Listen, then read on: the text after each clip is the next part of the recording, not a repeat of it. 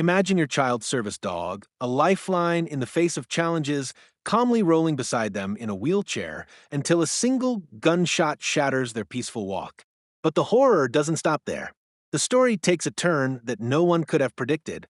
The authorities step in, but then something even more shocking happens. The Pentagon calls. Why would a seemingly random act of violence escalate into something so much bigger? What does the government want to know about this tragedy? What if this shooting wasn't just an isolated incident, but part of a larger conspiracy? Stick with me, because the truth behind this attack will leave you stunned. This isn't just a story of a family in crisis. It's a story of hidden truths, powerful forces, and a fight for justice that no one saw coming. It all started on an ordinary morning, like any other. My son, who has relied on his service dog for years, was taking his usual walk around the neighborhood. The dog wasn't just an animal, it was his constant companion, his protector, his lifeline. Together, they made the world feel just a little bit more manageable. That morning, as they strolled along the sidewalk, they were met by a woman who would soon turn their lives upside down. Her name was Karen, a seemingly ordinary neighbor with an inflated sense of authority. For reasons we couldn't understand, Karen didn't approve of my son's service dog. Perhaps she saw it as an inconvenience, or maybe her view of the world was just clouded with judgment. But one thing was clear. She was about to make a decision that would have irreversible consequences. She approached them, demanding my son remove the dog from the premises. When he refused, calmly explaining that the dog was essential for his mobility and well-being, Karen's response escalated far beyond what any of us could have anticipated. In an instant, the situation went from a simple confrontation to a violent act that left everyone in shock. The unthinkable had happened. Karen shot my son's service dog, leaving the animal helpless and my son completely devastated. This wasn't just an isolated event, it was the beginning of a nightmare that no one was prepared for. It was a typical morning walk, nothing unusual, nothing out of place. My son was in his wheelchair, rolling along the familiar path that led through our quiet neighborhood, with his service dog trotting beside him as always. They moved in sync, like they had done for years, my son's gentle push on wheels and the dog, ever alert, guiding him with a calm, reassuring presence. The sun had just started to rise, casting a soft light across the pavement. For a moment, everything felt normal. Then everything changed in an instant. As they turned the corner, Karen appeared out of nowhere. I saw her coming from a distance, her arms crossed and her posture rigid, but I didn't think much of it. After all, people had passed by them before without a second glance. But this time was different. Karen was glaring, her face twisted in a frown. She called out to my son, her voice sharp and demanding. "Get that dog off the sidewalk," she shouted. "It's not allowed here. He doesn't need it. You can walk just fine without it."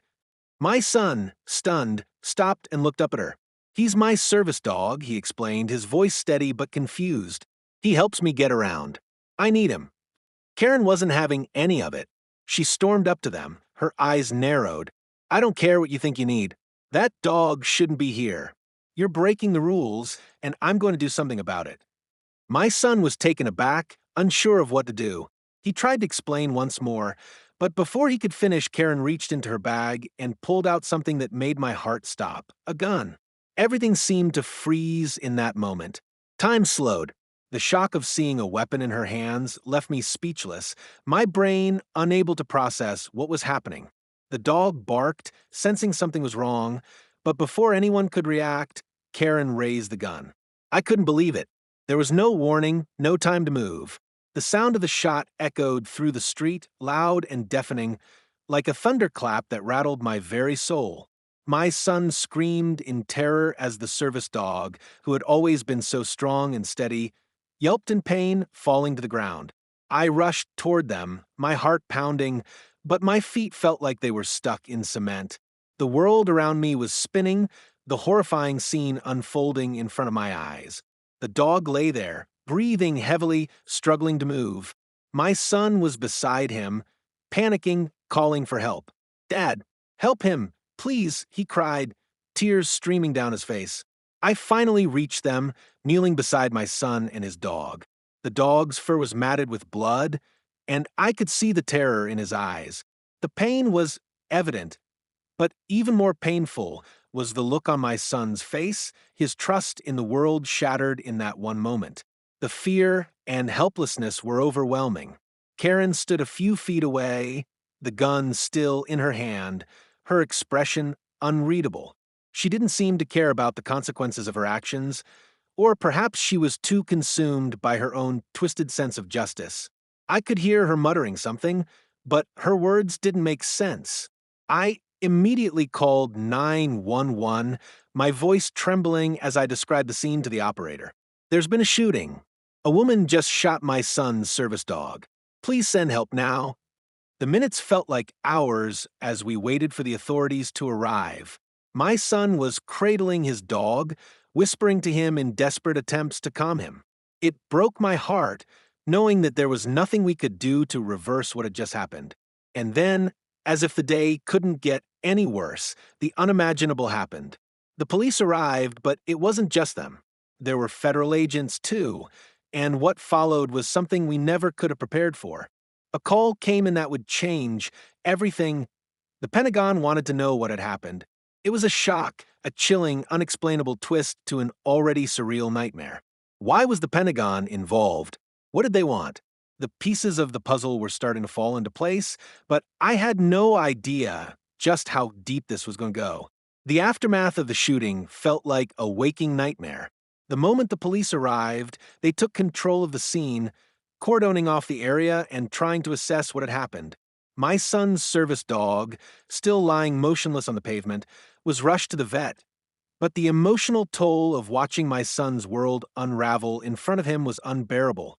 His dog wasn't just an animal, it was a companion, a protector, and a symbol of his independence. And now that was all shattered. As the authorities began their questioning, I could see the confusion and disbelief on their faces. They had no idea why Karen had taken things so far. There were no previous reports of hostility or confrontation between her and my family. But then, the more they looked into Karen's background, the more things started to seem off. The police began asking about her connections, her associations, and her history in the community. But the answers, if there were any, didn't come easy. The pain of watching my son clutch his dog, helplessly begging for him to be okay, gnawed at my heart. I wanted to scream, to demand justice, but all I could do was watch as the situation spiraled further out of our control. The authorities were still piecing together the events of that morning, but I knew deep down that something was wrong. It was as though there was a bigger picture, one that no one was talking about. Then, just when I thought I couldn't take any more, the call came. It was an unfamiliar number, and my gut told me something wasn't right. I answered hesitantly, unsure of what to expect. Hello, is this the father of the child involved in the shooting of the service dog? The voice on the other end asked. Who is this? I demanded, trying to steady my breath. My mind was racing. This is Agent Ramirez. I'm calling from the Pentagon. We need to speak with you immediately about the incident involving your son's service dog. I froze. The Pentagon? Why would the Pentagon be involved in something like this? Was this some kind of mistake? Pentagon? What do they have to do with this? I asked, my voice trembling with confusion. We'll explain everything when we meet. We're sending someone over. Stay where you are. I hung up, my mind a whirlwind of questions. What could the Pentagon possibly want? This was a simple case of a woman, Karen, shooting my son's dog. Why on earth would national security agencies care about something so trivial? I looked over at my son, who was still holding his dog, his face pale, eyes wide with shock. The vet had taken the dog inside, and we had to wait for updates. The hospital staff were doing everything they could, but the uncertainty was unbearable. But now, the weight of the Pentagon's involvement loomed over everything. Minutes felt like hours as we waited for the agent's arrival. I tried to make sense of what was happening, but my thoughts were clouded with anxiety. This wasn't just an ordinary shooting. This was something far bigger than I could have ever imagined. Soon enough, a black car pulled into the parking lot of the veterinary clinic. A man in a sharp suit stepped out, his expression unreadable. His presence was intimidating, like something out of a spy movie. He walked over to where I was sitting, his eyes scanning the room before landing on me. He didn't introduce himself right away. Instead, he simply sat down beside me and began to speak in a low, measured voice. "We've been monitoring this situation," he said, his voice calm but serious. "There are elements of this incident that go beyond local law enforcement. We need your full cooperation." I stared at him, trying to process his words. "What do you mean, elements beyond local law enforcement? This is just a case of a woman attacking my son's service dog. Why would the Pentagon be interested in this?" The agent didn't answer right away. Instead, he reached into his jacket and pulled out a small folder, opening it with deliberate care. "We've been tracking individuals like Karen for some time now," he said, his voice low. "She's more than just an angry neighbor. She has connections to organizations that are involved in more than just local matters. People like her are becoming increasingly hard to track, and when something like this happens, it catches our attention." I felt the weight of his words sinking in. This wasn't just a random act of violence. It was something far more sinister. The incident wasn't isolated, it was part of something much bigger, something that the government had been watching for longer than I could have ever imagined. "What kind of organizations?" I asked, my voice barely above a whisper. The agent didn't give me a direct answer. Instead, he just gave me a look that told me everything I needed to know. There was more to this story than I could possibly understand. The call from the Pentagon marked the beginning of an entirely new chapter in this nightmare. I was no longer just a father trying to protect his son and his dog. I was a pawn in a game I hadn't signed up for, caught up in something much larger than myself. What Karen had done was just the beginning, and the truth, whatever it was about to come crashing into our lives. And I had no idea where it would lead. The Pentagon agent stood up, glancing back at me one last time before walking away. "We'll be in touch. For now, stay out of the public eye. Things are going to get complicated." As he disappeared into the shadows, I couldn't shake the feeling that this was only the beginning. The days following the call from the Pentagon were filled with more questions than answers. The authorities, local law enforcement, and federal agents all became involved, working together in ways I never thought possible. I had never imagined my life would be entwined with a web of government agents and dark secrets, secrets that would soon begin to unravel in ways that would leave me questioning everything I knew. The investigation into Karen's actions seemed to take an unusual turn. What began as a straightforward case of a woman assaulting a service dog quickly grew into something much darker. Law enforcement was tight-lipped about what they were uncovering, but the more they dug into Karen's background, the more disturbing details emerged. It was as if Karen was a mere puppet in a much larger game, one that involved powerful forces beyond our neighborhood. I learned that Karen wasn't just a disgruntled neighbor with an irrational dislike for service animals. She had connections that ran deep, far beyond the community. Karen had been known to frequent local organizations with ties to groups that were involved in controversial political movements. But what stunned me more than anything was her link to military contractors and shadowy figures in the defense industry. Somehow, she had managed to keep her affiliations hidden from the public, but the authorities were piecing it all together. I wasn't prepared for the depth of the connections she had to organizations that were actively involved in destabilizing efforts around the world.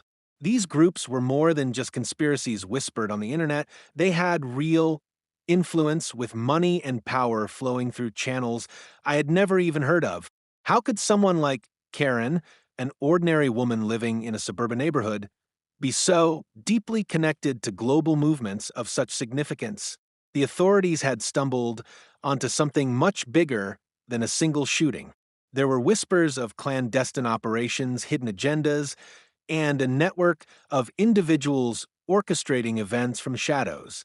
Karen wasn't just a lone wolf acting out of personal frustration, she was part of a larger, more dangerous network, and the attack on my son's service dog had unknowingly exposed a larger conspiracy. My mind raced as I tried to comprehend the situation. Was this the true reason the Pentagon had called? Were they watching Karen because of her involvement in these groups? Or was it something else entirely? As the investigation unfolded, strange things began happening. Mysterious figures would appear outside our house at odd hours, their faces hidden behind darkened windows of black SUVs. I tried to stay calm, but there was an undeniable sense of paranoia creeping into my life. I couldn't shake the feeling that we were being watched, that the story we were involved in was much larger than just a family tragedy. One day, a government agent came to visit, and his words were nothing short of chilling. He explained that Karen had been involved in several undercover operations, some of which had been linked to military intelligence. I tried to piece it all together, but it didn't make sense. Why would someone like Karen, who seemed like an average middle-aged woman, be involved in such high-level activities? The agent revealed that Karen had been recruited by an obscure defense contractor, one with ties to powerful political figures, and even foreign governments. She had been trained as a handler for covert operations, her role to infiltrate and gather intelligence from unsuspecting sources. My son's service dog, an innocent animal, had become collateral damage in a much larger scheme, one that involved global politics and national security. The truth was beginning to take shape, and the pieces were far more complicated than I could have ever imagined. It wasn't just the dog that had been a target. My son was part of the larger plan. Karen had been watching him for months, studying his routines, his interactions with his dog. The military contractors had a keen interest in my son's medical condition, and his reliance on the service dog was seen as a vulnerability that could be exploited. I was stunned. The idea that my son had unknowingly become a part of a larger government experiment or surveillance program was a nightmare I couldn't have dreamed up in my worst fears. The more I learned about Karen's ties to these shadowy organizations, the more I realized that this wasn't an isolated event. There were other families, other victims, whose lives had been upended by the same group. My son and his service dog weren't the only ones being targeted by this covert operation. Karen was just one pawn in a much bigger game, and there were likely many others who had fallen victim to this hidden agenda. The authorities began to reveal more, but each new detail only raised more questions. It seemed that Karen had been planted in our community for a reason. She had posed as a regular citizen, carefully building relationships with neighbors and local organizations, all while secretly gathering intelligence for the defense contractors. Her role in the operation had been to create a distraction, an act of violence that would divert attention from the real objective. Using families like ours as part of a larger experiment on human behavior and national security. What struck me most about all of this was the realization that this wasn't just about politics or power, it was about control. The entire operation, with its web of manipulation, was designed to shape the future of warfare and security by studying the vulnerabilities of everyday people. My son's reliance on his service dog had made him an ideal subject for these people. His life had been used as a data point in a larger, more dangerous experiment, and I had been too blind to see it. As the investigation progressed, the agents working on the case uncovered more disturbing connections, including links to well-funded political think tanks and multinational corporations with vested interests in military contracts. The whole scheme had been designed to manipulate public perception and control narratives, creating an environment where people like my son could be controlled, watched, and even used as pawns in geopolitical maneuvering. The final revelation came when I was presented with documents that outlined Karen's specific assignments. Her task was clear: infiltrate our community, gain trust, and when the time was right, create chaos that would draw attention to the larger, more pressing issues at hand. The service dog was merely a distraction, a tool used to get closer to my son, and to create an event that would provoke a larger response from law enforcement. It had been calculated every step of the way. At that moment, I realized how deeply entrenched these people were in manipulating the lives of ordinary citizens. The story wasn't just about a dog or a neighborhood dispute, it was about power, control, and the unseen forces shaping the world we lived in. We had unwittingly been caught in the middle of a global game, one that involved intelligence agencies, defense contractors, and secret operations designed to shape the future of society. I looked at my son, who had been through so much, and realized how much his life had been manipulated without his knowledge. It was no longer just a fight for justice for his service dog, it was a fight for his freedom, for the right to live a life free from the shadow of those who sought to control him. And I promised myself that I would do everything in my power to protect him, no matter where this twisted investigation took us. The days that followed the revelation of Karen's involvement in the larger, shadowy network were nothing short of a whirlwind. At first, it felt like we were stuck in a nightmarish loop where each new piece of information unearthed more questions than answers. The world we knew had shattered, and we were left to pick up the pieces, not knowing how deep this rabbit hole would go. But what we didn't realize was that the investigation, which had seemed overwhelming at first, would eventually lead us down a path of unexpected closure. The legal process was complex, to say the least. As authorities uncovered the full extent of Karen's connections, it became clear that she was not just a rogue agent acting on her own. She was part of a well-established, covert network that had infiltrated multiple communities under the guise of normalcy. The crimes she had committed were far-reaching, and as her connections were exposed, so too were the lives of countless others that had been touched by the shadowy forces she represented. Karen was arrested and charged with multiple crimes, including assault, attempted murder, and conspiracy. The legal proceedings moved swiftly once her involvement in the defense contractor scheme was uncovered.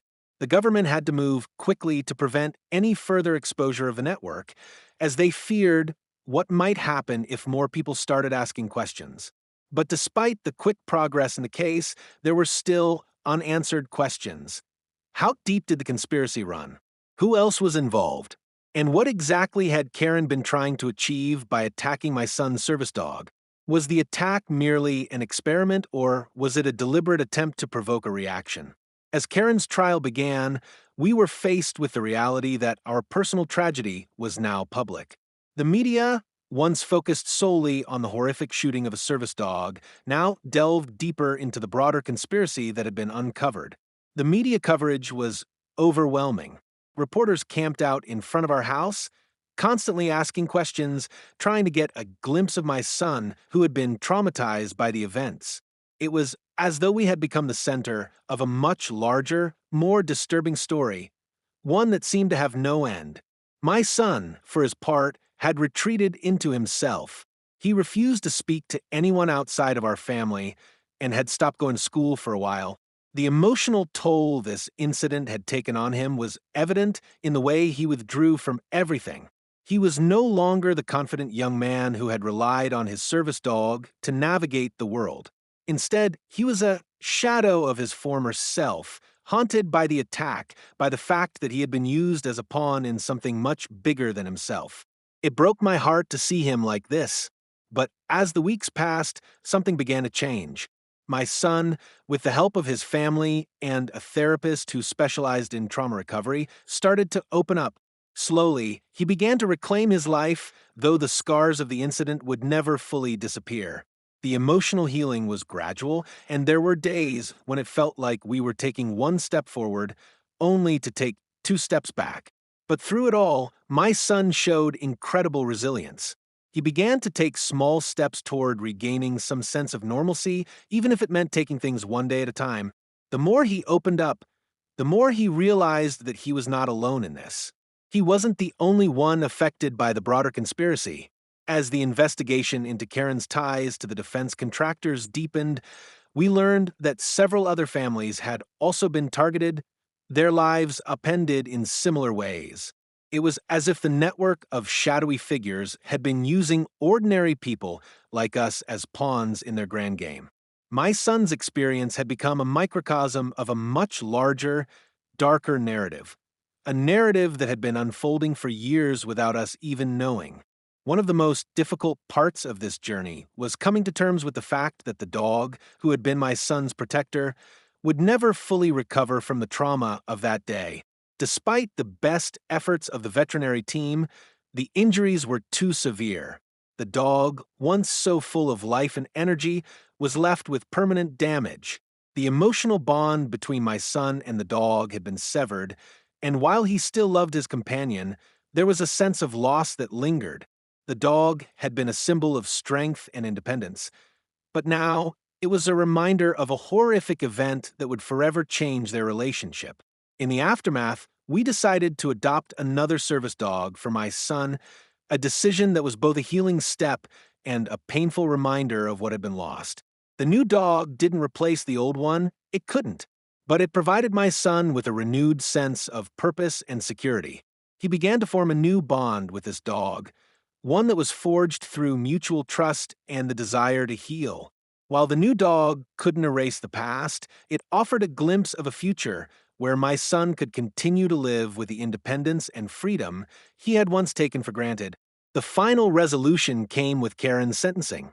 As her trial reached its conclusion, it became clear that she would be held accountable for the pain and suffering she had caused, not just to our family, but to countless others who had unknowingly been caught in the crossfire of a much larger conspiracy. The court sentenced her to a lengthy prison term, and the defense contractor network she had been involved with was dismantled. But even as the legal system worked to bring some measure of justice, it was clear that the damage done to our family could never be fully repaired. Reflecting on everything that had happened, I couldn't help but feel a sense of gratitude. We had emerged from this nightmare stronger, more united, and more determined than ever to protect each other. The investigation had revealed a dark, hidden world that many people would rather remain oblivious to, but it also showed us the importance of speaking out. Our family's story, once just a simple tragedy, had become a catalyst for change. The truth had been uncovered, and it was a truth that needed to be heard. The experience had also taught me the importance of resilience. My son had been through unimaginable pain, but he had found a way to keep going. He had found a way to rebuild his life despite the trauma, and in doing so, he had inspired me more than I could have ever imagined. His courage, his ability to face the darkest moments and keep moving forward, was something I would carry with me for the rest of my life. Ultimately, the story wasn't just about the attack on my son's service dog or the conspiracy that had been uncovered. It was about the strength of the human spirit, the power of family, and the ability to persevere in the face of overwhelming odds. The impact this incident had on our lives would never be fully erased, but we had learned one invaluable lesson. Never underestimate the power of a story that needs to be heard. Through our pain, we had found our voice, and through that voice, we had found our strength. And that, more than anything else, was our resolution. As for Karen and the shadowy network she represented, justice had been served. But the truth, as it always does, would continue to echo in the years to come. It was a painful chapter in our lives, but it was also a chapter that taught us the value of standing up for what's right, no matter the cost. And in the end, that was the greatest victory of all. As we come to the end of this unimaginable journey, I want to take a moment to reflect on the lessons we've learned and the powerful truths that have emerged. This story, which began with a simple, heart-wrenching incident of a service dog being shot, has unfolded into something far greater than any of us could have anticipated. It's a story about injustice, resilience, and uncovering the truth, about standing up for what's right, even when the odds are stacked against you. But it's also a story about you, the viewers, and how you can help ensure that these kinds of injustices are never overlooked or forgotten. The story of my son and his service dog isn't just a tragedy, it's a call to action. It's a call to recognize that we, as individuals and as communities, can't remain silent when we see things that aren't right. It's a call to question the systems around us, to ask the difficult questions, and to stand up for those who can't always stand up for themselves. Our story isn't just ours. It's the story of anyone who has ever been a victim of cruelty, betrayal, or manipulation. It's the story of all of us who have been affected by systems beyond our control, who have been forced to fight for what's right in a world that doesn't always play fair. I know this isn't easy to digest. The truth often isn't. It's uncomfortable. It's painful. But the only way we can move forward, the only way we can prevent future tragedies like this from happening, is by shining a light on the darkness, by sharing our stories, by speaking up, and by demanding justice for those who need it most. So, I ask you, what would you do if your family was put in harm's way for no reason at all? What would you do if you found out that your life had been manipulated by forces beyond your control and the people you trusted weren't who they said they were? Would you stay silent or would you speak out just like we did? This is your chance to be a part of something bigger, to stand up for the truth, and to demand accountability. The world may try to keep these stories in the shadows, but together we can make sure they come to light. I want to hear from you. Share your thoughts, your experiences, your own stories. Have you ever faced a situation where you were caught in a web of lies or manipulation? Have you ever felt like you were fighting a battle that was much bigger than you? Let us know in the comments below. Your voice matters, and together we can create a community that not only supports each other, but also pushes for a change that the world needs.